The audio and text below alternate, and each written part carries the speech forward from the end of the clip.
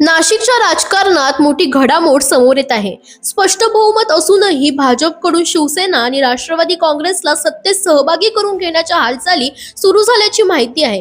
नाशिक महापालिकेत भाजपने सलग दुसऱ्यांदा 72 जागा जिंकत स्वबळावर स्पष्ट बहुमत मिळवलं आहे.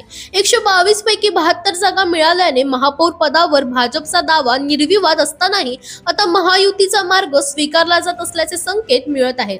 राज्यात भाजप, शिवसेना शिंदे गट आणि राष्ट्रवादी काँग्रेस अजित पवार गट सत्तेत एकत्र आल्याच्या पार्श्वभूमीवर नाशिकमध्येही तिन्ही पक्षांनी एकत्र सत्तेत काम करावे असा प्रस्ताव भाजपकडून प्रदेश कार्यालयाकडे पाठवण्यात आल्याची माहिती आहे.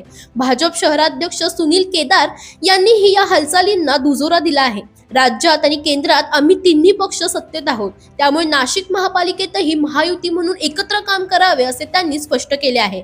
महत्त्वाचं म्हणजे निवडणूक काळात भाजपने शिवसेना आणि राष्ट्रवादी सोबत युती न केल्यामुळे हे दोन्ही पक्ष एकत्र लढले होते.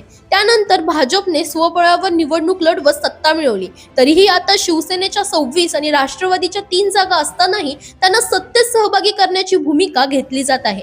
यामागे मुंबई, ठाणे आणि कल्याण डोंबिवली महापालिकातील सत्ता स्थापनेची तडजोड नाशिकमध्ये केली जात असल्याची जोरदार चर्चा राजकीय वर्तुळात सुरू आहे.